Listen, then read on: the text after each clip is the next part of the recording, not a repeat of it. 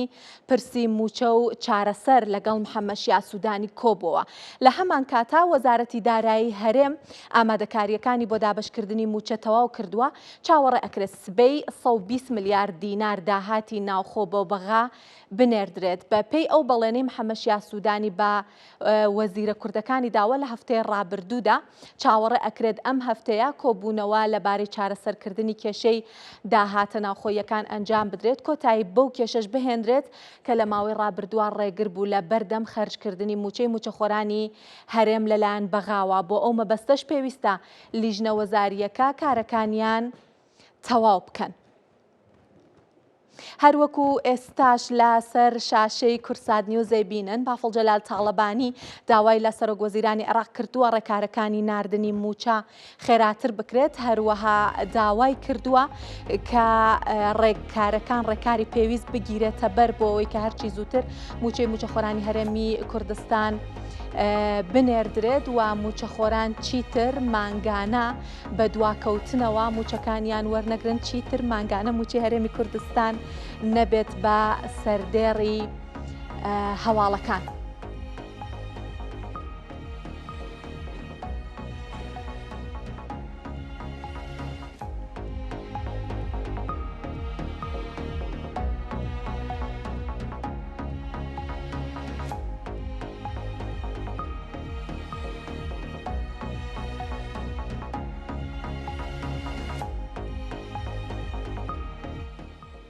هەروەکو باسم کرد موچەی موچەخۆرانی هەرێمی کوردستان هەمومان نەزانین شاراوە نییە کە کێشەی سەرەکی هاوڵاتیانی هەرێمی کوردستانە لە بەرەوەی کە چەند مانگ جارێک موچە وەرەگرن مانگانە بە دواکەوتنەوە موچە وەرەگرن. لە ئێستاشە سەرۆکیەکێتی نیشتیمانی کوردستان لە بەغایە و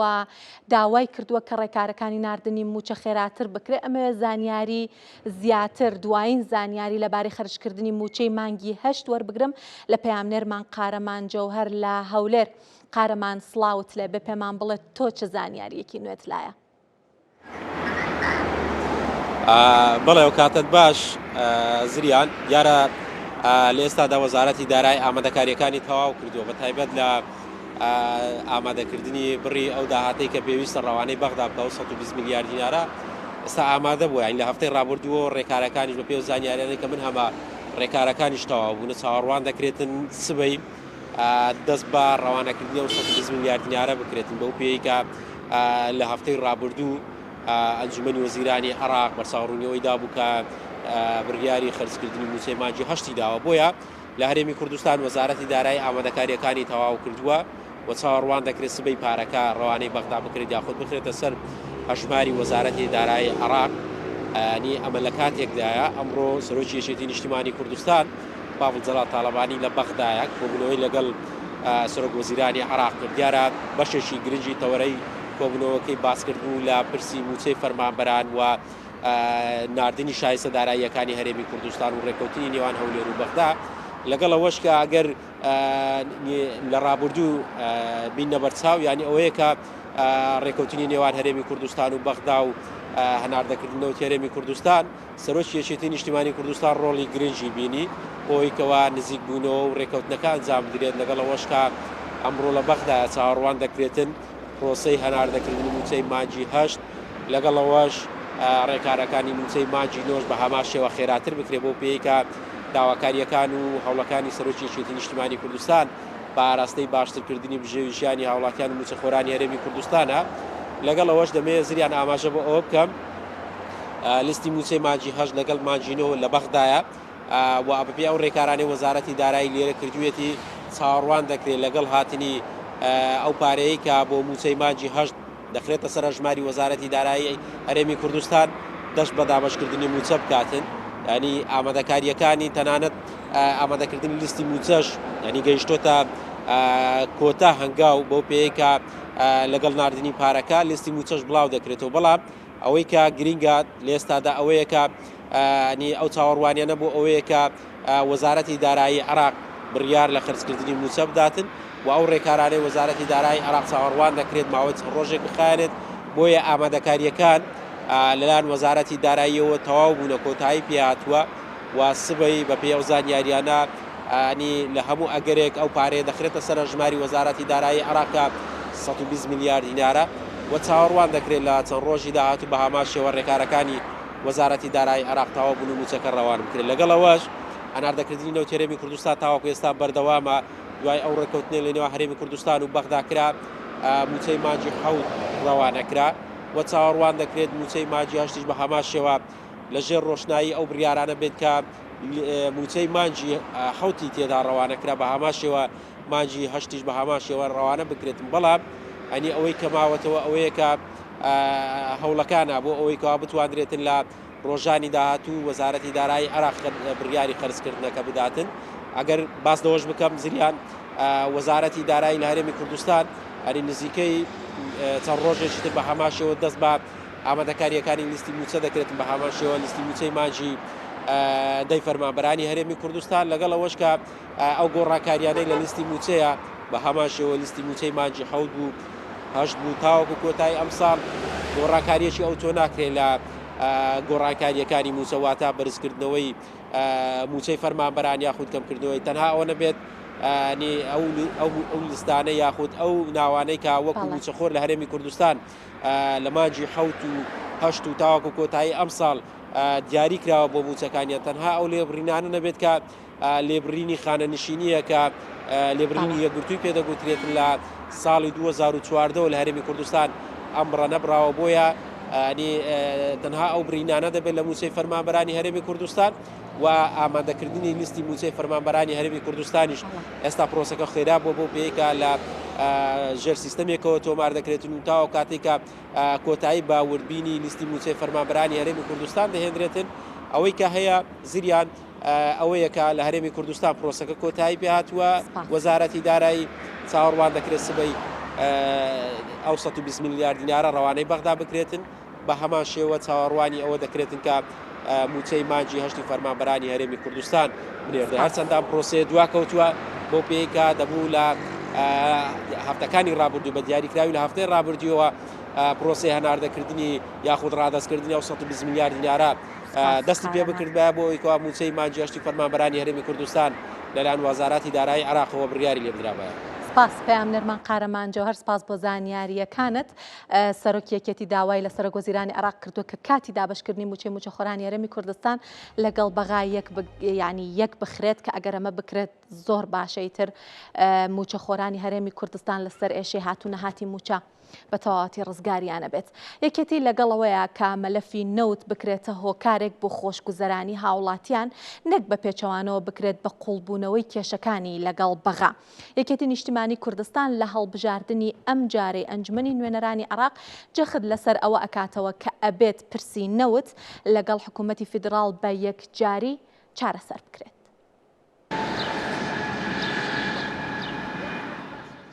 یەکێتی نیشتیمانی کوردستان لە هەڵبژاردننی ئەمجارەی ئەنجومەنی نوێنەرانی عێراق جەخت لەسەرەوە دەکاتەوە کە دەبێت مەلەفی نەوت لەگەڵ حکوومەتی فیدراڵ بە یەکجاری چارەسەر بکرێت. یەکێتی وەکو چۆن هەمیشە دەست پێشخەر بۆ لە چارەسەرکردنی کێشەکان دەیەوێت بە هەمان شێوە ئەمجارەش ئاڵۆزی سیاسی و نەتەوەی نێوان هەولێر و بەغدا بە ئاراستەی چارەسەرکردنی هەمیشەیی بات، بە تایبەت چارەسەرکردنی مەلەفی نەوت. ئێمە پێمانەوە کوچیتن نیشتیمانی کوردستان یەکەمیان لە توارچەوەی یاسای نێوتوگار دەبێت چارەسەر کرێ. دوو ئەو نەوتە ئەگەر بۆ خزمەتکردنی خەڵک نەبێ، بۆ باشکردنی ژێرخانی ئابووری نەبێ، بۆ باشکردنی گوزەرانی خەڵک نەبێ، بۆ زیادکردنی داهات نەبێ کە موچەخۆر کێشەی نەبێ، ئەی بۆچیمانە پرسیارە بۆچیمانە بۆ چەند کۆمپانیایەکە ئێمە پێشمان بۆ نییە، بۆ ئێمە دەبێ گلاکەینەوە و ئەمە بە یەکێتی نیشتیمانی کوردستان دەکرێت بە لیستی 222 لە بەغاوە دەکرێت. یەکێتێکی بەهێز ئەمە دەتوانین چارەسەرکە. پسپۆڕانی ئابووری ئاماژە بۆ دەکەن کە ئەم سیاسەت و هەنگاوە نوێی یەکێتی دەتوانرێت ببێتە بنچینەیەک بۆ چارەسەری هەمیشەیی مەلەفی نەوت لە نێوان هەولێر و بەغدا کە چەندین ساڵە بە هەڵواسراوی ماوەتەوە. هۆکاری دروستبوونی گرفتەکان نانەدەرەوەی نەوت بوو بەبێ ڕەزامەندی بەغدا. ئێستاش چارەسەری گرفتەکانی نێوانارەی و بەغدا ناردنەدەرەوەی نەوتە لە ڕێگای سۆمۆ، واتە کلیدی چارەسەری گرفتەکان ناردنەدەرەوەی نەوتە لە ڕێگای بەغدا. کلیلەکەش لە دەستی یەکێتی نیشتیمانی کوردستانە، لەبەر یەکێتی ئێستا هۆکاری لێگەیشتنی نێوان هەرێم و بەغدایە. لە ئێستادا پەیامی سەرەکی یەکێتی ئەوەیەکە مەلەفی نەوت بکرێتە هۆکارێک بۆ خۆشگوزەرانی هاوڵاتیان، نەوەک بە پێچەوانەوە هۆکارێک بێت بۆ قوڵبوونەوەی کێشەکان لە نێوان هەولێر و بەغدا. یەکێتی نیشتیمانی کوردستان لە پەیامەکانیدا بە تایبەت لە پەیامەکەی سەرۆک بافڵ تاڵەبانیدا بەردەوام جەخت لەسەرەوە دەکاتەوە کە دەبێت داهاتینەوت ببێتە خۆی خۆشگوزەرانی بۆ هاوڵاتیان و بە یەکسانی دابەش بکرێت نەوەک وەکو پێشووتر ببێتە هۆی مەینەتی بۆ کۆمەڵانی خەڵکی کوردستان و لەو پێناوەشدا بەردەوام هەوڵی چارەسەرکردنی داوە و تا ئێستاش بەردەوامە. ڕامان مستەفا کورسات نیوز هەولێر. لیستی 222 لە بازنەی کەرکووک پلان و بەرنامەی هەیە بۆ بوژانەوەی ژێرخانی ئابووری لە پارێزگاکە. کاندیدێکی لیستەکە ئەڵێت کەرکووک شارێکی دەوڵەمەندە بەنەوت و کشت و کاڵ و لەو بوارەیە پلانی هەیە خزمەتی کەرکووک بکات. پسپۆڕێکی بواری دارایی و ئابووری شەڵێت هەڵبژاردننی داهاتوی پەرلەمانی عێراق دەواازەیەکی گرنگە تاوەکو لایەنە سیاسەکان بتوانن بە پرۆژە یاسای نوێ خزمەتی ژێرخانی ئابووری عێراق بکەن و ئەشڵێت نەوتی کەرکووک سەرچاوەیەکی گرنگی نیشتیمانیە لەسەر ئاستی هەموو عێراق. لیستەیەکێتی نیشتیمانی کوردستان لە کەرکووک پلان و بەرنامەی هەیە بۆ بژانەوەی کەرتی ئابووری لە پارێزگای کەرکووک. دکتۆرە ساکار کاندیدی ژمارە 4 لیستی 222 لە بازنەی کەرکووک پلانی لیستەکەی بۆ پەرەپێدانی کەرتی ئابووری لە کەرکووک دەخاتە ڕوو. ئێمە ئەتوانین لە کەرکووک لە ڕووی داراییەوە لە ڕووی اقتصادیەوە شتێکی زۆر گەورەی بۆ بکەین جیاوازە لەگەڵ شارەکانی ترە چونکە کەرکووک شارێکی نەوتیە داهاتی نەوتی زۆرە لەگەڵ تەنها ئەوەی کە نەوتە مشتەقاتی نەوتیش سوودمەند ئەبێتوانین لێی ببین لە ڕووی کشت و کاڵیەکەی و لە ڕووی سنووری ئیستراتیجیەکەیشەوە. لە ئێستاە کەرکووک لە ڕێگەیەکایە یان بازدانی بۆ شوێنێکی باشتر یان لە شوێنی خۆمان ڕاوەستین چۆن بڕۆ ئەوەی کە باشتر بێ ئەم هەلی کارانە بخینە ڕوەوە ئەم شەریکە نەوتانە مەسفای نەوتی لێ ببێت ئەمانە هەمووی وا ئەکاتکەوە حرەکەیەکی اقتصادی بکەوێتە ناو کەرکووکەوە کە حرەکەیەکی اقتصادی بوو 100% تەڵەب و عەرز و ئەوانە دروستە بێت لە ناو شارایە. لێرەیە ئێمە ئەڵێن ئایندەیەکی گەشت بۆ کەرکووکەوە بە تەکید لیستەکەیشمان ئیش لەسەر ئەوکات و ئێمە هێزی ئێوەین لە بەغدایە. پسپۆڕێکی بواری دارایی و ئابووریش لە کەرکووک باس لە گرنگی هەڵبژاردننی داهاتوی پەرلەمانی عێراق دەکات و پێی وایە و هەڵبژاردنە دەواازەیەک دەبێت بۆ گەشەپێدانی کەرکووک لە ڕووی ئابووریەوە. نەوتی کەرکووک بتوان لە مەجای اقتصادی بڵێن لە مەجای اقتصادی کەرتی تایبەت دەبوژێنەوە تااقەتێکی باشیتیایە و مەوادی ئەولی زۆر باشیتە دەتوانین کەرکووک بکەینە شارێکی نمونەی هەم لە ڕووی وارداتی نەوتیەوە هەم لە ڕووی بوارەکانی تری کەرتی تایبەتەوە ببوژێتەوە زیاتر هەلی کار گەنجی ئێستامان گەنجێکە بەڕاستی یعنی چەکراوە بە زانست گەنجێکی ڕابردوونیە تەنها نەخێنەوار بێ ئێستا یەکێ لە بنەماکانی گەنجی ئەم شارە ئەوەیە کە زۆر بیان هەڵگری بڕوانامەی بەرزن دەتوانین لە کەرتی تایبەتدا خزمەتی شارەکە بکەن. ئیداری کەرکووک دەیان پرۆژەی لە بواری ئابووریدا لە کەرکووک جێبەجێ کردووە لەکردنەوەی پاڵاوگەی سوتەمەنی و دامەزرانی دەرچوان و هێنانی کۆمپانیای BP بەریتانی بۆ شارەکە سەرکەوتنی لیستی 222 لە هەڵبژاردننی 11 ئەم ساڵ پرۆژەکانی داری کەرکووک لە ڕووی ئابووریەوە بۆ پێشەوە دەبات. شانبەشانی هەوڵە بەردەوامەکانی داری کەرکووک بۆ خزمەتکردنی شارەکە بوونی تیمێکی کارێک کەرکووکی لە پەرلەمانی عێراق دەتوانێت خزمەتی کەرکووک بکات لە گەشەپێدانی ژێرخانە ئابووریەکەیدا. عومەر غەریب کورسات نیوز کەرکووک.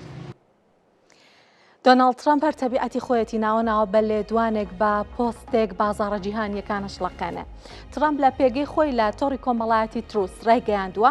کە لە 1 مانگی تشرینی دووەمەوە واتە لە 1 مانگی 11ەوە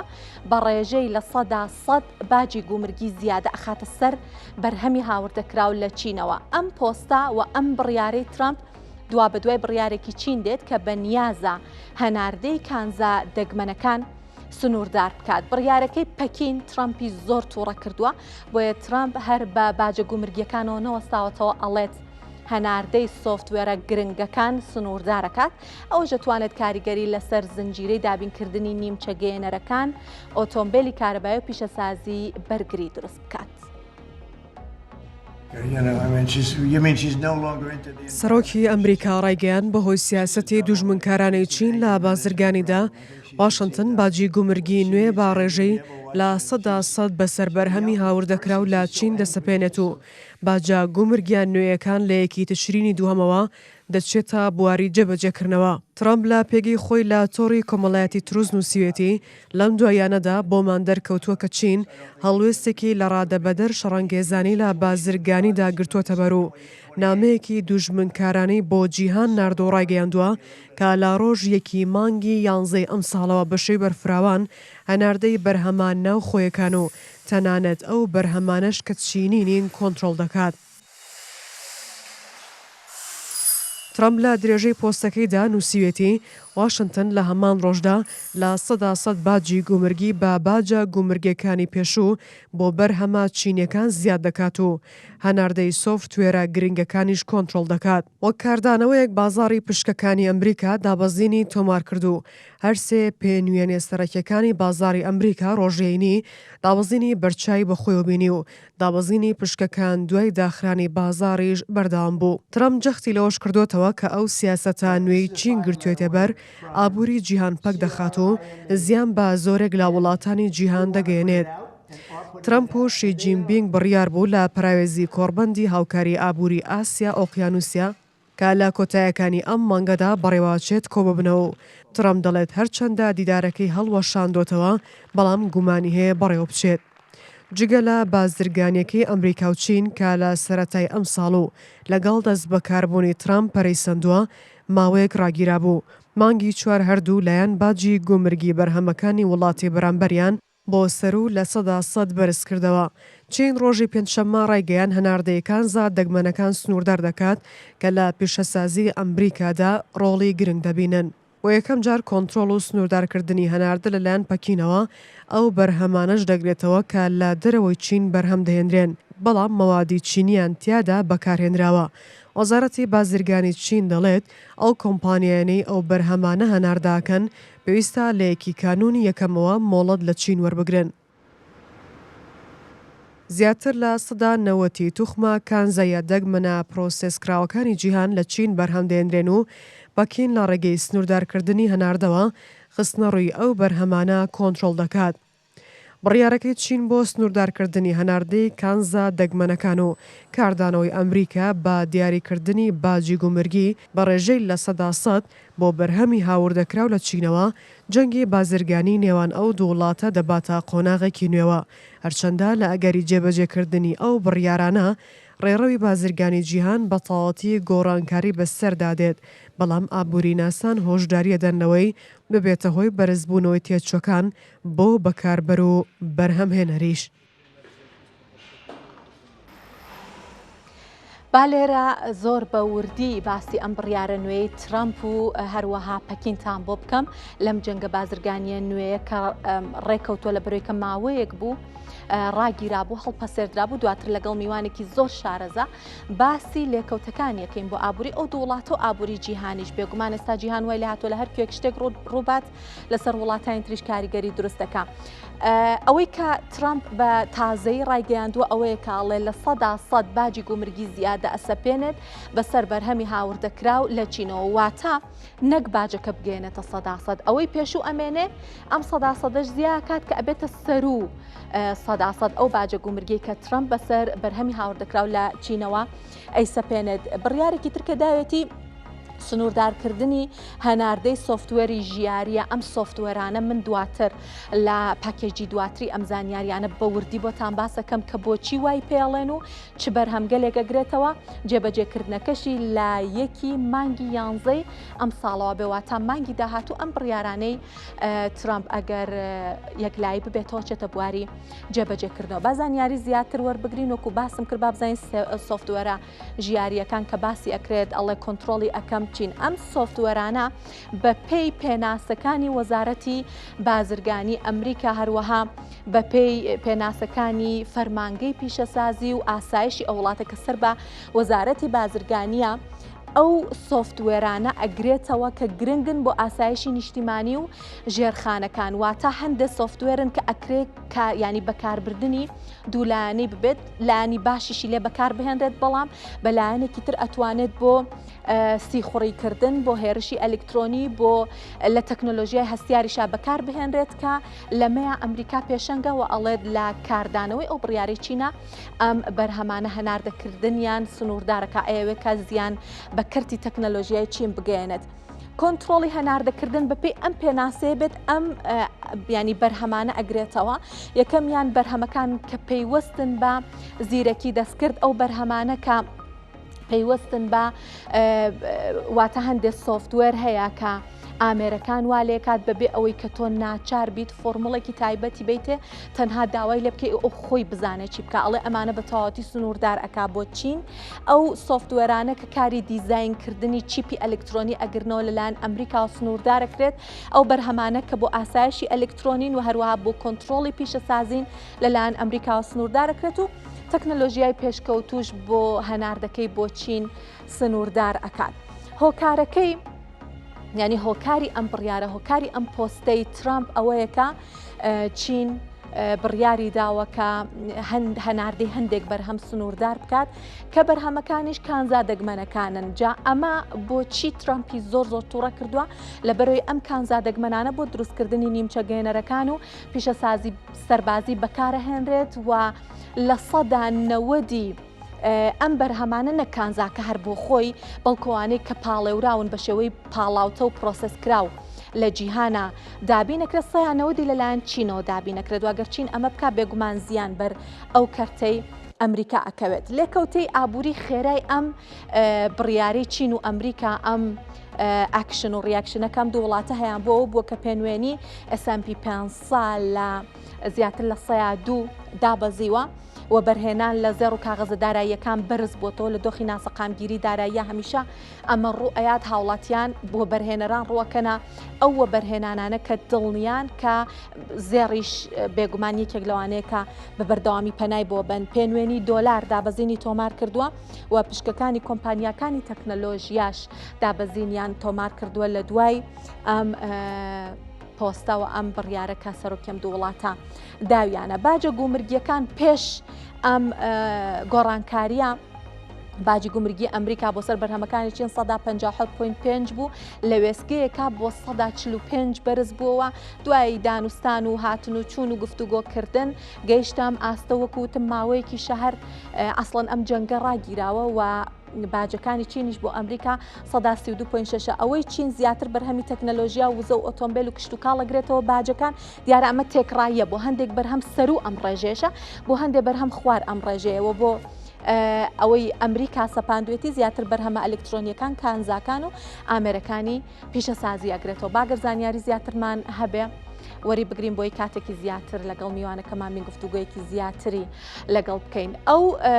کانزا دەگمەنانە کە لەلایەن چینەوە هەنارداکرێت 190 هەناردەی جیهانە ئەوەی کە لەلایەن ئەمریکا هەنارداکرێت تەنها 110 هەناردەی جیهانە لێکدانەوە ئەکرێت ینی شیکردنەوە ئەکرێت بۆ ئەم قسانە کە کراوە بۆ ئەم ینی بۆم بڕیارانە کە قرارە لە ئایندەیە بڕیارە لە ئایندەیە بدرێت ئەڵێن هەندێک لە لێکۆڵەر ئەڵێن ئەمە کۆتایی بەو ئاگربەستە بازرگانیە ئەو ئاگربەستی جەنگی بازرگانیە هێنێت کە ماوەیەکە بەنیوە ناچڵی لانی کەم بەرقەرارە بەڵام هەندێکی ترڵێمە فشارە بۆ وەرگرتنی ئیمتیاز لە کۆڕبەندی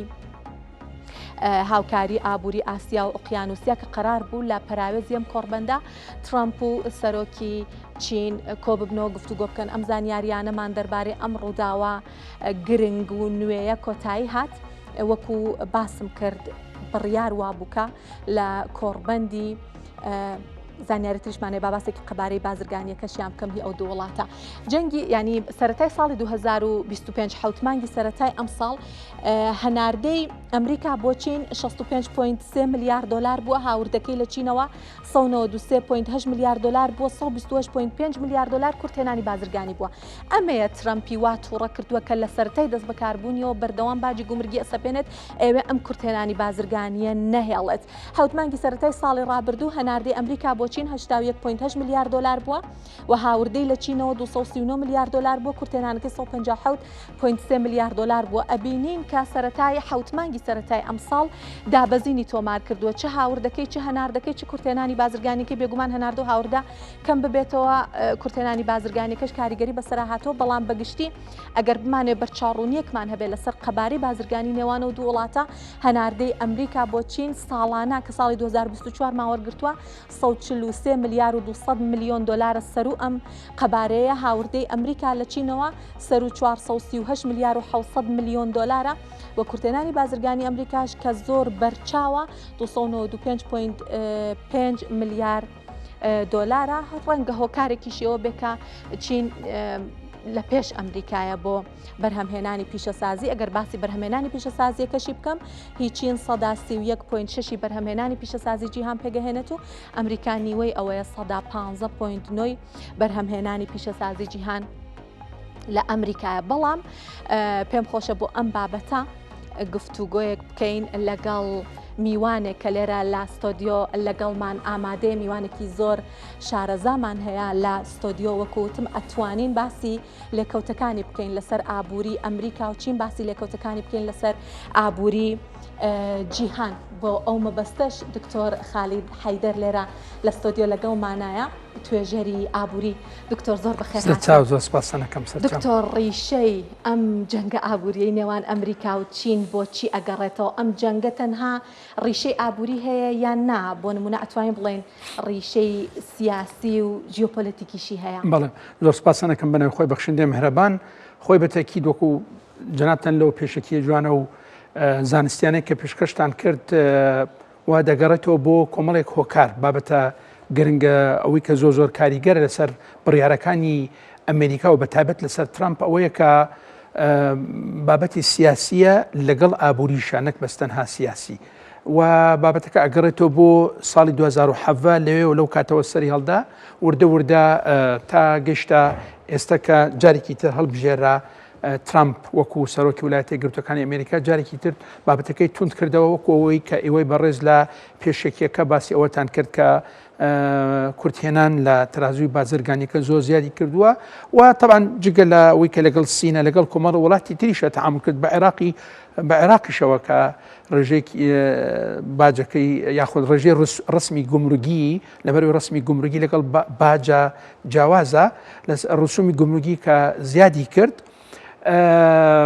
بەو شێوازە ئاڵێ ئێمە کورتهێنانمان هەیە لە تەرازوی بازرگانی بەو شێوازە دێنی ئێمە نرخی شتەکان ئەو کاڵا و شمەکانی کە هاوردەیەکەن لە وڵاتانە زیادەکەن و بەتایبەت لەگەڵ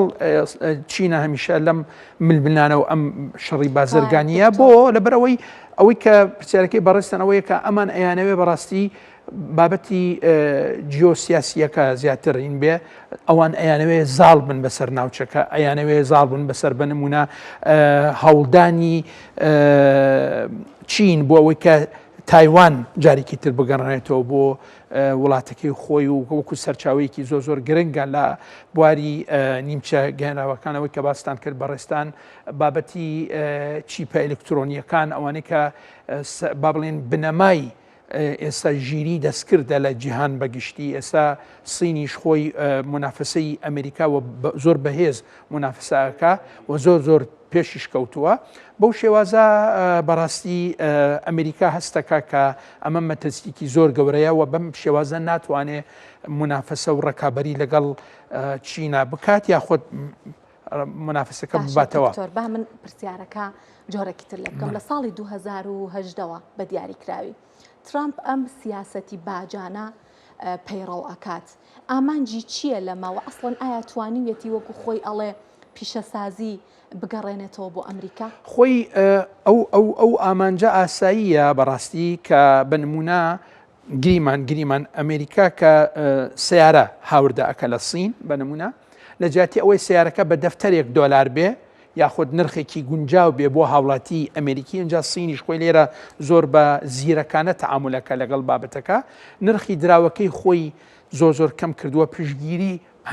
پشگیری بەرمهێنان لە بواری پیشەسازیەکە لە بواری ئلکترۆنیات زۆرەکە لە بواری ژیری دەستکردەکە لە بواری سیارەتەکە ئیتر نمونونەکەمان ئەوەیە لە جاتی ئەو سیارەیە بنمونە بگاتە بازارەکانی سین بە دەفتەر دۆلار گریمان دێت ترامپ یاخود حکوومەی ئەمریکی ڕسمی گومورگی ئاخاتە سەر سیارەکە و کاتە سیارەکە بنمونە لە 50 گەڵا خاتە سەر سیارەکە بە ڕێژەیەکی دیاری کراوە سیارەکە بوو بە دەفتەر و 50 گەڵا واتە بوو بە دەفتەر و نیو لەکوێ هاوڵاتی ئەمریکی کە خۆی حاضر کردبوو ئامادە کردبوو کە سیارێکی دەفتەر دۆلاری بکڕێ ئێستا بە یەک دەفتەر و نیو ئەبێ بیکڕێ بۆیە لێرە چیەکە بیرەکاتەوە لەوەی کە سیاری ئەمریکی بکڕێ لە بری ئەوەی کە سیارەی سینی بکڕێ اینجا ئەم بابەتەشە ئەتوانی وەکو نمونەوەری بگری بۆ هەموو جۆرە پیشەسازیەکانی تر لە ئەمریکا بەو شێوازە دێت ڕسمی گومورگی لەسەر بابەتەکان کە هاوردە کراون بە تایبەت لە چین ووا زیادیەکات بەو شێوازە هانی کڕیارەدا بۆ ئەوی کە بەرهەمی ئەمریکی بکڕێ بەڵام لێر خەڵکی زۆر گرنگ هەیە کە نرخ زیادی کرد نرخی ئەو بابەتانە زیادی کرد لە هەمان کات وەکەوە کە ئێستا لە خزمەتی جنابتە هەندێک بابەت باسەکەم ئەوەی کە پێوترێ بابەتینی پاکلەمەنی سۆیا لە با بڵین لە بواری کشت و کاڵیە ئێستا تقریبن پێ 3-4 ڕۆژ ئەمەش ڕاگەیاندراوە شەڕێکی بازرگانی ترە سین لەگەڵ ئەمریکاییکە ئەڵێ لەبەر ئەوەی ئێوە ڕسمی گومورگیتان زیاد کرد ئیتر من لە مەودووە ئەچم لە وڵاتانی تر بنمونەوەکو بەرازیل و ئەرجنتین و شوێنانی تر ئەیکڕم و ئەوە بێتەوەی کە مە بێتە زەربێکی زۆر گەورە لە جوتیاری ئەمریکیادات ئەم بابەتە چیەکە ناچاری حکوومەتی ئەمریکیەکە کە هاوکاری یارمەتی جوتیاران بدات یارمەتی پیشەسازان بدە واو بەو شێوازە ئەم یارمەتی بریتە لەچی بریتە لە پارێکی زیاتر بخرێتە بازارەکان نرخی شتومەک زیادەکە ئەو کاتە ناڕەزایی بوون دروستە بێ لەلایەنی هاوڵاتی ئەمریکیەوە بۆ لەبەرەوەی شتەکان وەکو جاران ناتوانن بکڕن چۆن ئێستا خۆمان بنمونە ئێستا کە باسی ملیۆن دینار بە ئاسایی ئەەکەین جاران وا نەبوو جاران باسی 1000 دینار ئەکرا 100 دینار ئەکرا ئێستا ملیۆنەکەی ئێستا ئەم دقەیە ناتوانم بنمونە شتێکی پێ بکڕم بنمونە کە 1000 دیناری جاران ئەیتوانی شتێک بکڕێ گریمان بنمونە سیارێکی 100,000 دیناری جاران ئێستا بە ملیۆن دینار ناکردرێت بۆیە لێرە چەندێک پارە بخرێتە بازار چەندێک هانی جوتیاران بدرێت پیشە سازان بدرێت وەوە خەڵکی تر بدرێت کە لە بواری بەرەمیهێنان و وەبەرهێنانی ئیشەکان لەگەڵ یاچی دروستە بێ زیادبوونی ئاستی گشتی نرخ ئەوەی کە ئێمە وردەورد ئەگەر بەردەوام بوو لە ئابووری پێیاڵێن هەڵاوسان ئەم هەڵاوسانە زەرەر و زیانەکەی لەسەر چیە بێ جنابتان ئاماژەتان پێدا زەرەر و زیانەکە چیە بێ لێکەوتەکان چیە بێ لەسەر هاوڵاتی ئاسایی بێ کە تا ڕادەیەکی زۆر داهاتێکی نەگۆڕە تا ڕادەیەک هاوڵاتی ئاسایی ئەمریکا مەبەستانە بەڵێ بە تاکید ئەوەی کە ئاماژەم پێکرد لە خزمەتی جنابتان کە بە نمونە کەسێک حەزی ئەکرد سیارەیەکی سینی بکڕە بە دەفتەر دۆلار ئێستا ناتوانێت بیکڕێ بۆ لەبەرەوەی ڕسمی گومروکی سەپێنراوە بەسەر ئەو جۆرە سیاراتانە بۆ ئەوی کەمتر هاوردە بکرێت بۆ ئەوی کەمتر پارەی ئەمریکا بچێتە دەرەوە و ئەو کورتهێنانەکە لە تەرازوی بازرگانی هەیە کەمتر ببێ ئەمە ئامانجی ترامپە جگە لە ئەمە باس لەوە ئەکا کە ئەیەوێ چالاکی پیشەسازی بگەڕێنێتەوە بۆ ئەمریکا و هانی ئەو بوارە بداتەوە کۆمەڵێک ئامانجی ترکە حقیقەتەن ئەگەر ڕاست بێ بەو شێوازە ئەگەر چین لە بەرامبەر ئەوە بنمونە چین و وڵاتانی تر ئەڵمانیا و وڵاتانی تریش بنمونە ئەوانەی کە هێزن و نەخشەن لەسەر ئابووری جیهان ئەگەر هەمان ڕێگە نەگرنە بەردوژی ئەمریکا و ڕسمی گومروگی ئەمریکا لەبەرەوەی ترامپ ئەو ڕسومە گومروگیە کە زیادی کرد لەسەر جیهان هەمووی بەگشتی بوو بۆیە لێرە ئەو ئابووریانەی کە بەهێزن لە نەخشەی ئابووری جیهان کاریگەرن وەکو چین بنمونە زۆر بە ئاسایی ئەتوانن بەرامبەر بە ئەمریکا بوەستن دکتۆر من ئەمەوێ زیاترین پرسیار بکەم و زیاترین وەڵام لە جەنابتان وەربگرم ئێستا چەند وڵاتێکتان بە نمونە هێناوە کە چین هەڕەشەکە لە ئەمریکا مادام تۆ باجی گومرگی بەسەر منە ئەسەپێنی من ڕوەکەمە ئەو وڵاتانە بۆ بازرگانی کردن واتە شەڕیان لەگەڵە ناکە شەڕی بازرگانیەکە دکتۆر لەم بارودۆخەیە هەندێک وڵات لەوانە ڤێتنام لەوانە هندستان مەکزیک ئەتوانن ئەم هەلە بۆ خۆیان بقۆزنەوە و سوود لەم بارودۆخە ببینن لە بازارەکانی ئەمریکا و چین زۆریش ینی ئێستا بە نمونە ئەوەی کە ئەرزی جەنابتانم کرد ئەو وڵاتانە بە نمونە وەکو تەسەلسل و ڕیزبەندینی ئابووریان لە جیهان ئەڵمانیا و هیندە و یابان و وڵاتانی تر ئەتوانن ئیستیفادە بکەن لێک تێنەگەشتنە یاخود لە نێوان دوو کەوانە ئەگەر نایبنێن شەڕی بازرگانی لە نێوان چین و ئەمریکا ئەتوانن ئۆفەری خۆیان پێشکەش بکەن بۆ وڵاتە بنمونە و ببن بە بەدیل و جێگرەوەی چاکی ئەمریکا. بۆیە تەسەور ناکەم زۆر بە ئاسایی ترامپ بتوانێت دەرەقەتی چین بێت لەم هاو کێشەیە و بە تایبەت بە کاریگەریکی تریش بزانی هێزێکی کاریگەری تر هەیە کە رووسیەیە لە هاو کێشەکە ئەوش کاریگەرە بەڕاستی. بۆیە تەسەور ناکەم بە ئاسایی بتوانێت ئەمریکا یاریەکە بباتەوە ملمەنارەکە. بۆیە زۆر چۆن لە 2010 وردە دانی بەوەی ناوە هاتە سەر ئەوەی کە مێزی گفتوگۆ لە وردە تاگەشتە 2020 ترامپ لەگەڵ چین و ئەوانە. بۆیە تەسەورەکەم زۆر بە ئاسایی بەم شێوازە دوای ماوەیەکی تریش قەنەعەت بۆ بکە کە دەرەقەتی چین نایەتەوە بگەڕێتەوە بۆ سەر مێزی گفتوگۆ و ڕسومە گومرگیە کەم بکاتەوە جارێکی. باشە دکتۆر ئەمریکا بە تازایی ترامپ پۆستی کردووە ئەڵێ باجی زیادە بە ڕێژەی لە 100 ئەسەپێنم بەسەر بەرهەمی هاوردەکراو لە چینەوە. ئەم ڕێژە زۆرە لە باج کە بەسەر بەرهەمی ئەو وڵاتەیە ئەسەپێ هیچ ئاستەنگ دروست ناکە بۆ زنجیرەی دابینکردن لەسەر ئاستی جیهان. ئێستا بە ینی تێپەڕێنین ئەمریکا و چین تێپەڕێنی باسی هەموو جیهان بکەین چ گۆڕانکاریێک لە زنجیرەی دابینکردن. بەڵێ خۆی بەتاکید ئەمە کاریگەری هەیە لەسەر ئەو وڵاتانەی کە تەعاملەکەن لەگەڵ ئەمریکا و سین بنمونە. یعنی طبعا ئەمەش خاڵێکی زۆر گرنگ هەیە کە سین بنمونە ئەڵێ من لەگەڵ ئەمریکایە ئەم یاریاکەم ئەگەر نایبنین یاریە خود ئەم شەڕە بازرگانیە بەڵام لەگەڵ وڵاتانی ترواناکە بنمونە لەگەڵ خەلیجا وڵاتانی کەندا و کە نەوتیان لێ هاوردەکە کۆمەڵێشتیان بۆ ئەفرۆشێ کوردستانی خۆمان کە تقریبا نزیکەی 135 بازرگانیمان ئەو شتانەی کە هاوردەیەکەین لە وڵاتی چینە بنمونە ئەو نایەت لەگەڵ ئێمە ئەم بابەتە بکە بۆ لەبەرەوەی خودی عێراق بنمونە و کوردستانی خۆشمان ئەگەر باسی خۆمان بکەین ئیمکانیەت و توانێ ئەومان نییە کە بنمونە لەو ئاستە ئێمە شەڕ و ململانەیان لەگەڵا بکەین یا خۆشتیان بۆ هەناردە بکەین جگە لەو نەوتەی کە ئێمە هەمانەوەکو سەرچاوێکی زۆر گرنگ بۆ داهاتی گشتی. بۆیە بە گشتی خۆی کاریگەرەیە بێ لەسەر جیهان لەبەر ئەوەی زیادکردنی ڕسمی گومرگی لەسەر شتی هەناردەکراوی سین بۆ ئەمریکا و ئەمریکا بۆ سین بۆ وڵاتانی ترش بەو شێوازە کاریگەری ئەبێ تا ڕادەیەک لەسەر ئەو دوو وڵاتە بەگشتی زیاتر بەڵام لەگەڵ وڵاتانی تریش کە لەناو هاوکێشەکەن و تەعاملەکەن لەگەڵ ئەو دوو وڵاتە بەڵێ بەتەکید ئەوانیش کاریگەریان لەسەر ئەبێ نرخی شتومەک زیادەکە تا ڕادەیەک و ئەو کەسەی کە تووشی زەرەر و زیانی ئەم یاریە بازرگانی ئەبێ نەک شەڕی بازرگانی یاریە بازرگانی بێ کێن ئەو کەسانن کە داهاتیان سنووردارە بۆ لەبەرەوەی بازرگان بنمونە لە وڵاتەکە کەشت ئێنێ کە گران ببێ ئەوش نرخەکە گرانەکە لەسەر کێ لەسەر هاوڵاتی لە وڵاتە زەرەر ناکە ئەوەندە بەڵام کێ لە ئەخیرەوە و لە دوا خاڵ زەرەرەکە با بڵێن دوا کەسەکە زەرەرەکە ئەو کەسێک کە داهاتی جێگیرە تا ڕادەیەک بنمونە من گریمان داهاتەکەم مانگانە ملیۆن دینارەکە کە ئەچم 500,000 بەم بۆ بازار شت بکڕم سێرەکەم 500,000 دوای ئەم شەڕە بازرگانیە ئێستا کەمتر شتم بۆ ئەکڕێ لەوەی کە پێش شەڕی بازرگان. دکتۆر باسی ئەوەت کرد کە ئەم وەک خۆتانەڵێن ئەم یاریە بازرگانیەکە ئەم دوو وڵاتەیەکەن کاریگەری لەسەر هاوڵاتیانی ئەمریکا دروست دەکات. منەمێ باسێکی چینیشمان بۆ بکەن لە ڕووی ئابووری ناوخۆی ئەو وڵاتە نەک لە ڕووی بازرگانیەکەیەوە هیچ کاریگەریەک لەسەر هەڵاوسان لەسەر هەلی کار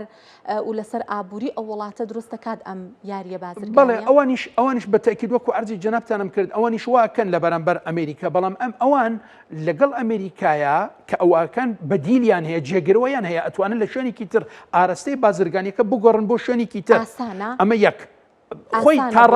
تاڕادەیەکی تر بکا بە بەدیلی ئەمریکا بۆ بازرگانی خۆی حەزر کردەوە بۆ ئەم بابەتە ئەگەر باسی ئاسانی بکەین تەسەور ناکەم ئاسان بێ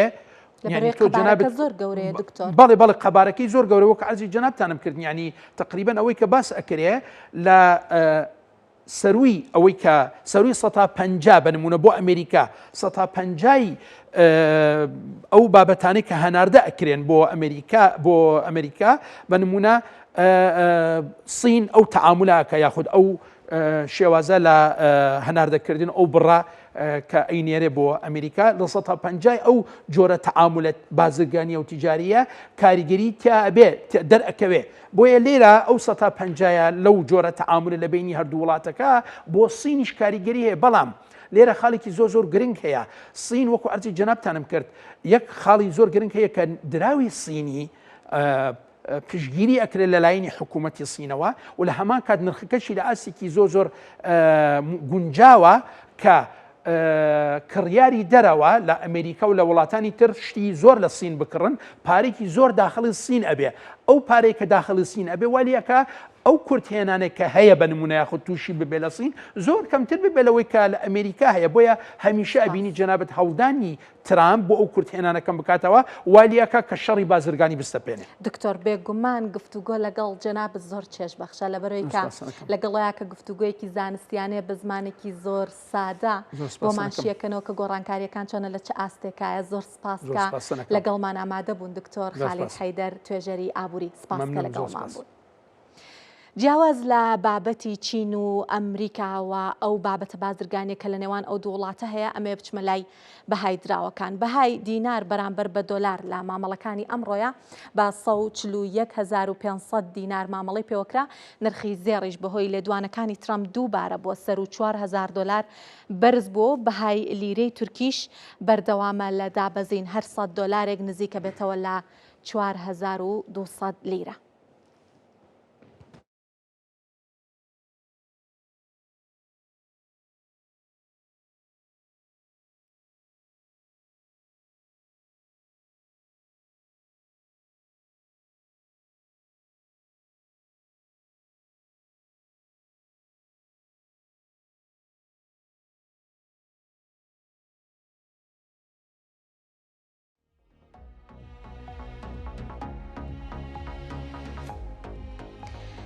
ئەوەی کە ئەمڕۆکە پۆست و لێدوانەکانی ترامپ زۆرترین کاریگەری لەسەر دروست کرد بازاڕی پشکەکان و بازاڕی کریپتۆکەرەنسیەکان بوو. منەمەوێت لێرەیە هەندێک بە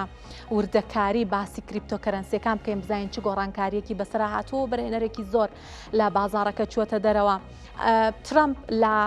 پێگەی خۆی لە تۆڕی کۆمەڵاتی تروس وتوێتی ڕفتارەکانی چین دژمنکارانەیە و ئەڵێ لە 100% باجی زیادە بەسەر بەرهەمی ئەو وڵاتە ئەسەپێنێ. ئەمەمان بە تێر و تەسەلی باس کرد لە گفتوگۆکانمانە با بچینە سەر زانیاریەکانی دوایی بزانین لەم بارەیەوە چیمان هەیە. ئەوەی کە ڕووی داوە ئەمەیە بە دیاریکراوی. پێشەم لێدوانەی ترامپ بیتکۆین نرخەکەی 117,341 دلار بوو. هەر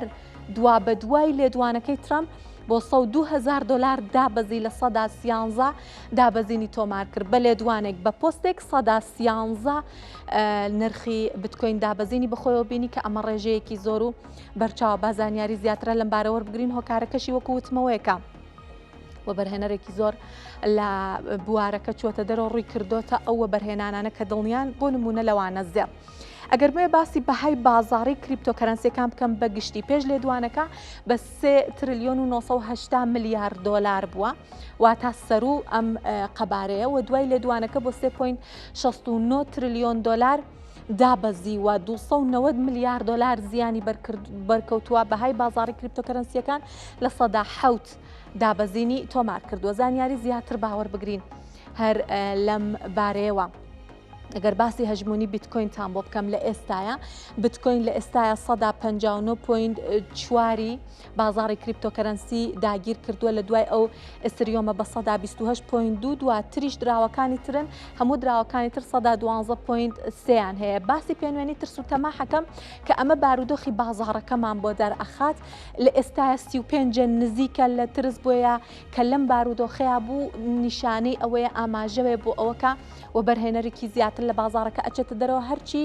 بەرەو ینی ئەم پێنوێنیە زیاتر بێ بەرەو سەوزەکە بێ بۆ نمونە بێتە سەر 60 بێتە سەر 75 و نزیک ببێتەوە لە ئەم ڕەنگە سەوزەکە لێرە هەمانە بەمانایەوەی کە بازارەکە بارودۆخێکی باشی هەیە و بەرهێنەر نەک ناچێتە دەرەوە لە بازارەکە بەڵکو ڕوو لە بازارەکەشەکە. پێنوێنی وەرزی جێگرەوەکانیش لێرەیە 140 و وەکوتم لە ئێستاە بە معناوەیە کە بازاڕی بیتکۆین بارودۆخێکی باشی نییە. ئەگەر باسێکی ئەم چارتەش بکەین لێرەیە ئەمە هاتنە ینی هاتنەوەی و بەرهێنانە بۆ ناو سندوقەکانی و بەرهێنانی کریپتۆ لە ماوەی 30 ڕۆژە بەرزی و نزمی بەردەوام بخۆیەوە بینیوە. دیارە هەر لێدوانێک هەر گۆڕانکاریەک لە بارودۆخی بازرگانی جیهانی هەر لێدوانێک لەلایەن کەسایەتیە گرنگەکانەوە ئاڵ و گۆڕ لە بازاڕەکە دروست ئەکات. بەڵام ئەگەر بمانەوە باسی ئەمڕۆ بکەین ئەبینین کە چه سریۆم چێ بتکۆین لە وەبەرهێنان لە بازارەکە چووەتە دەرەوە کە ئەوەش هۆکار بۆ بۆەوەی کە ئەمڕۆکە بەهاکەی و نرخەکەی دابەزینێکی بەرچاوی تۆمار کردووەمە کۆتا زانیاریمان بوو دەربارەی کریپتۆکەرەنسیەکان و ئەو گۆڕانکاریە کە لێدوانەکانی ترەمپ لە بازارەکەیە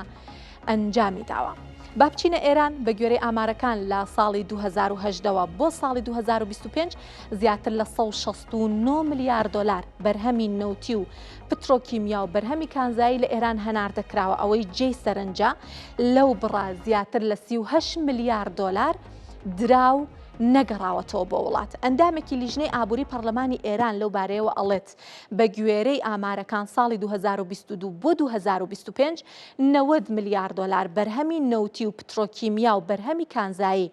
هەناردەکراوە تەنها 126.7 دراوەکەی گەڕاوەتەوە. ڕێژەکە لە ماوەی 5 ساڵە واتە ساڵی 2010 بۆ 2022 نزیکەی 117.9 بووە واتە 117.9 پارەی هەناردەکراو ینی ئەو پارەکە لە ڕێی هەناردەوە دەستکەوتووە نەگەڕاوەتەوە. ساڵی 2022 بۆ 2025 زیاتر لە 32 میلیارد و 600 میلیۆن دلار بەرهەمی نەوتی هەناردەکراوە 8 میلیارد و 600 میلیۆنی نەگەڕاوەتەوە کە ئەکاتە 126.6. هەناردەی پترۆکیمیاش 24 میلیارد و 500 میلیۆن دلار بووە لەو بڕەش 2 میلیارد و 600 میلیۆنی نەگەڕاوەتەوە بۆ وڵات کە لە سەدای 11 هەناردەی بەرهەمی پترۆکیمیا ئەکات. بۆ بەرهەمە کانزاییەکانیش هەناردەکەی 33 میلیارد و 600 میلیۆن دلار بووە 12 میلیارد و 900 میلیۆن دلار پارەکەی نەگەڕاوەتەوە 138.2 ئەکات. ئەوە لە کاتێکا ڕوئەیات کە بە گوێرەی یاسا لە ساڵی 2022ەوە هەموو هەناردەکاران پابند کراون بە گەڕانەوەی 100% ئەو دراوەی لە هەناردە دەستیانەکەوێت ئەگەر بێت و پابند نەبن ڕوبەڕووی یاسا ئاکرێنەوە و سەرڕای ئەوەش داتاکان دەری ئەخات کە بڕی هەناردەکراو لەگەڵ ئەو بڕە پارەی کە ئەگەڕێتەوە جیاوازی بەرچاویان هەیە پسپۆڕان پێیان وایە سەرڕای ئەوەی هەناردەی ئێران گەشەی کردووە بەڵام نەگەڕانەوەی ئەو دراوەی لە ڕێگەی هەناردەوە دەست دەکەوێت بۆ وڵات فشارێکی زیادە لەسەر یەدەگی دراوی دەرەکی دروست دەکات و ئەبێتە هۆی ناسەقامگیری بەهای دراو.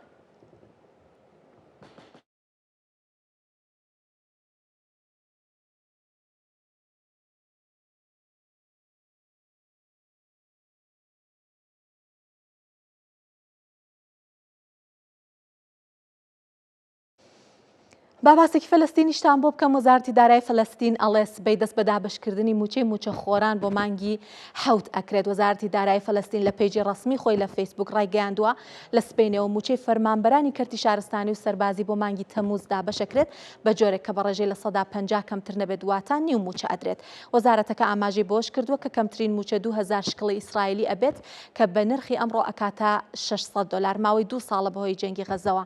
حکوومەتی فەلەستین نەیتوانیوە موچەی فەرمانبەرانی بدات.